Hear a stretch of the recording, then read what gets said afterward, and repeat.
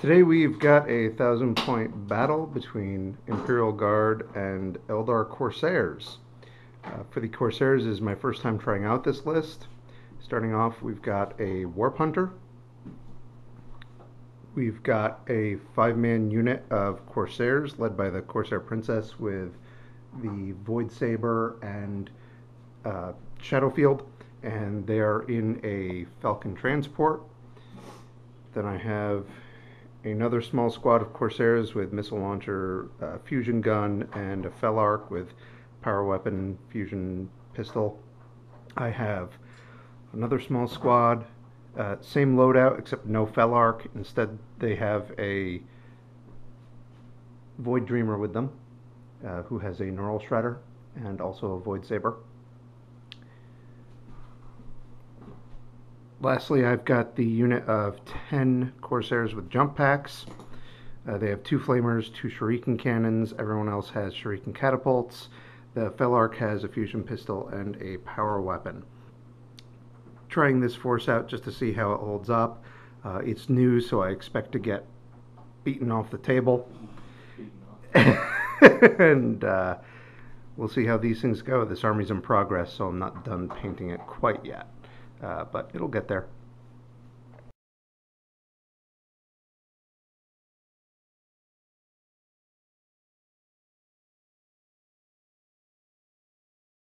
So 1,000 points of Imperial Guard. I have my HQ choice of a command squad with a commander, a power sword, plasma pistol, 3 grenade launchers, and a fat man with a shotgun, riding in a Chimera. Troop choice number 1 is a squad of veterans. They have an autocannon, a sergeant with a power sword and plasma pistol, and 3 melta-guns in there. Troop choice number 2 is another veteran squad with 3 plasma guns, a missile launcher, and nothing else. Fast attack is 2 hellhounds, purchased as separate choices, not as a squadron. Heavy support is a basilisk and a Lehman Russ.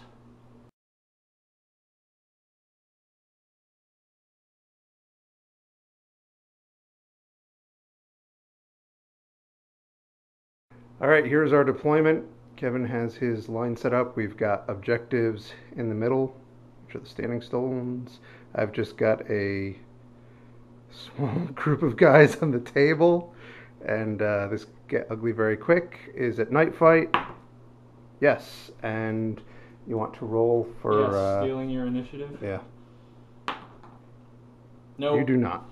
Here at the bottom of turn 1, Kevin has moved forward, and I managed to strip a couple vehicles of hull point, or just the one. Yeah, one hull point. Never mind. The other one scattered off the vehicle. Pinned my infantry. And you got them back with a command. With a command that's stupid because there's still a tank in the way. This unit didn't want to move through cover, so you gave them an order to run, and boy did they. Yeah, roll to see if night fight continues. What do I need? 4 and up. 4. Night fight continues. Bottom of turn 2, the Falcon with the Princess and company deep struck in over here and completely exploded my Hellhound. Then I followed up by unleashing 2 melta-guns, an Earthshaker round, and a battle cannon, and an autocannon, and a plasma pistol, and a crack grenade. And I managed to penetrate once and get the worst possible result of a 1, so it can only fire snapshots next turn. My command squad inside their Chimera opened fire on these guys out in the open and killed 2 of them, along with the Chimera's weaponry. The Hellhound got around completely and utterly behind that tank, and from a 1/4 inch away, missed with its hull-mounted multi-melta. And those guys just shot a missile at that Hellhound and didn't do anything to it. And that does it for turn. Does night fight continue? Night fight? Yes. Oh my god. At the bottom of 3, Kevin had a moment of triumph as he finally brought down one of my tanks. He brought down the Falcon, which disgorged the unit inside. Unfortunately, he had pretty much already fired everything else at it. Because it took everything to pop that one goddamn thing over the course of 2 turns. So he didn't have anything else to fire at the unit inside, really, except a frag grenade that missed. He did also manage to take out one of my Corsair squads that had been right there. And that's pretty much it. I just moved these guys to the side. They're still holding strong in that spot right there. And the game moves on to turn 4. Alright, bottom of turn 4. Some things are finally going the Imperial way. I managed to completely get rid of the princess and her bodyguard by unloading my command squad and just plowing one frag grenade after another into her, and finally bringing her down with a plasma pistol from the commander. The Basilisk once again missed with a 12 on its scatter dice against this thing. The Chimera actually managed to glance it with a lucky shot. The Leman Russ decided to ignore all of this mess over here and try to bring some pain, and it did kill 4 of these floating Corsairs. So hopefully I can get rid of his scoring units, because I have none left, and maybe eke out a draw. And it's no longer night fighting, which we determined last turn. So let's see what Dan does to me and my butt. Here we are at the bottom of turn 5. Kevin has pushed me off of this objective, wiped out the jump pack unit, knocked down the other unit to just half. And pinned them. And pinned them. And right now he's got 2 guys moving to try and win the game. And he's got 2 tanks holding the middle of the table here that there isn't much I can do about. And roll to see if the game ends. On a what? On a 3-up, it continues. 5. Game continues. Bottom of 6. Basilisk and the Leman Russ still punished this one troop choice over here, reducing it to one lone model who is not pinned or broken and might win the fucking game.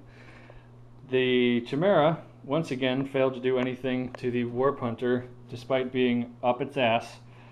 It appears to be the hardest way to hurt that thing. Directly from a quarter inch behind it is where it's most difficult to kill. That's pretty much all that happens. Does the game end? It ends. Oh, it's a draw? No. Oh, God. I got the Warlord at that last turn when I killed off your commander. Oh, you cunts. But I got it too. Yeah, but I also had First blood. Nah, son of a bitch. Where to begin? This is your first game of 6. What do you think? It was a lot better than all the other games of 5th where you would spank the shit out of me. And I still lost this time, but it felt like I was making less dumb choices. Once I decided to not try and kill your Warp Hunter because AV-12 is impenetrable for some reason, I actually thinned out your troops and prevented you from beating the shit out of me, but you still managed to get first blood with your deep striking jump troops who just vaped that squad that stumbled into the swamp. And then a late game botch with me but just misplaying. I should have put my commander back in the Chimera and run him across the table to claim line breaker. But instead I had him hoofing it, and then your Warp Hunter just shot him in the ass. Now, early game you were actually, it looked like you were getting torched. Yeah, because I couldn't do anything. The whole first turn, I couldn't blow up any of your shit. Both of my big guns completely whiffed the Warp Hunter, but then luck sort of evened out, and you failed a shitload of armor saves with your command squad. Yeah. Which was nice. Yeah, I was actually expecting the princess to just tear up everything after that round of fire. So was I. And when I failed that one plasma gun shot on a 2-up invol, you know, that wrote her off, and that also lost me that entire flank. I love plasma. And I didn't even have one overheat, and I had a bunch of plasma in that one unit. Now, I've found that the Warp Hunter, which was just ridiculously good in 5th edition, is good now, but it's not all that crazy. Well, I mean, I got a number of penetrating hits where I couldn't roll above a 1 or a 2, and it knocked off a hull point, but, you know, it didn't destroy your tank. Yeah, and my main problem with the Eldar is they're so damn maneuverable. All this heavy armor I have doesn't really mean a whole lot because you can just scooch around to the side, but then you said with the Warp Hunter in particular, it doesn't matter, you just have that flat I'll either glance or penetrate, regardless of what your armor value is. Yeah. So once I started ignoring your Warp Hunter and moving my tanks, you know, with impunity, because it doesn't matter where that thing is in relation to him, I was able to maneuver where I could blow away all of your troops and just, you know, at least prevent you from getting an objective. And I sort of kicked myself in the ass with only taking 2 troop choices of Imperial Guard veterans who are not real difficult to kill.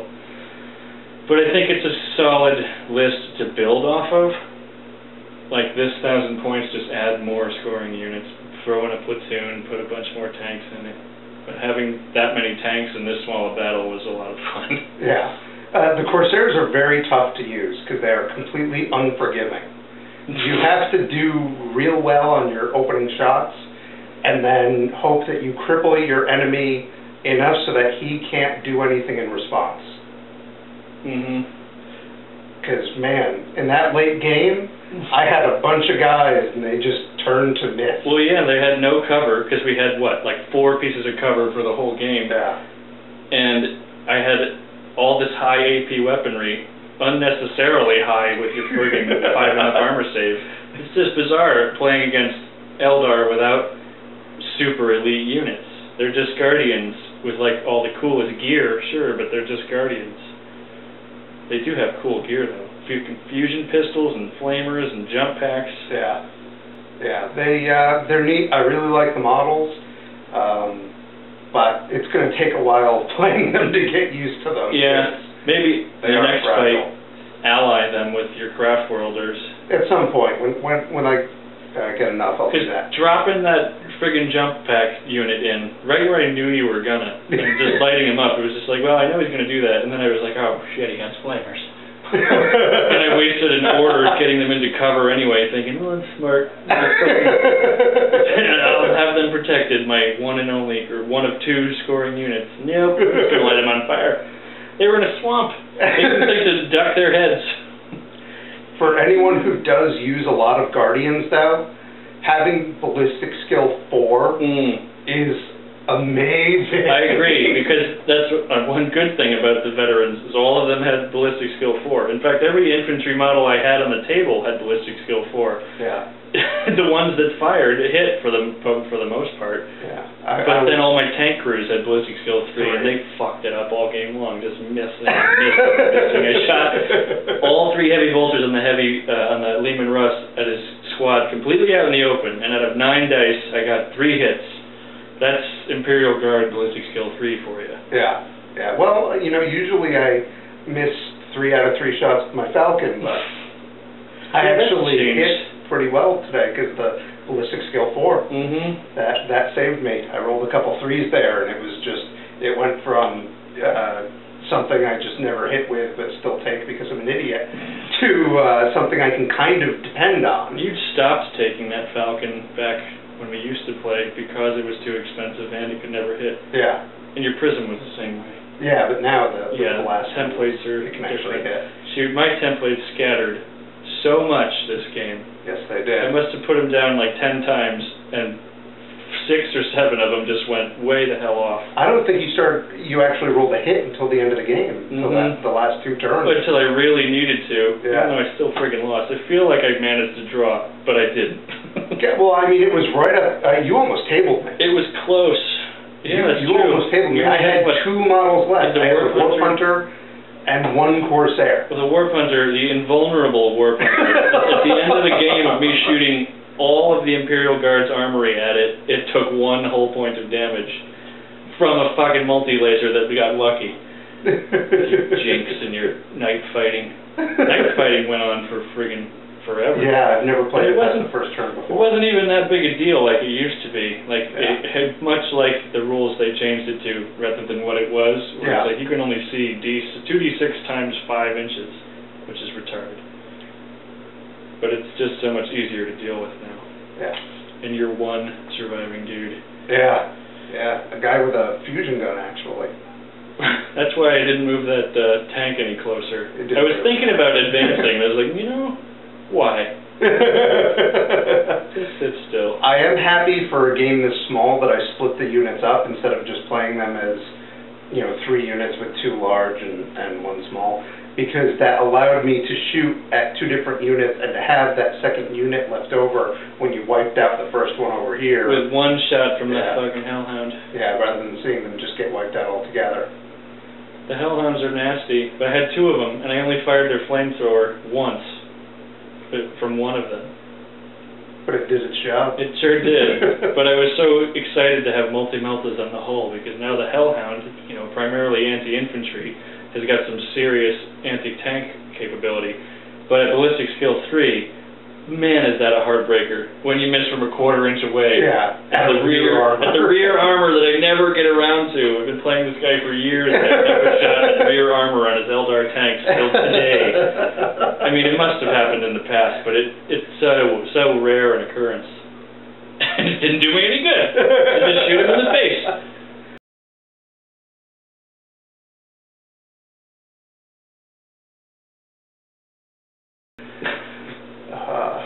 Yeah, this was a very. And how many times did I hit with a melta-gun that didn't penetrate armor? Melta-guns, the guns that are made to penetrate armor. I rolled Snake Eyes at more than once, twice this game. And one time you rolled a 10 on it. Yeah. But then one time I rolled an 18. Yeah. Which was nice. And I jinked it. Oh, you did. You son of a bitch.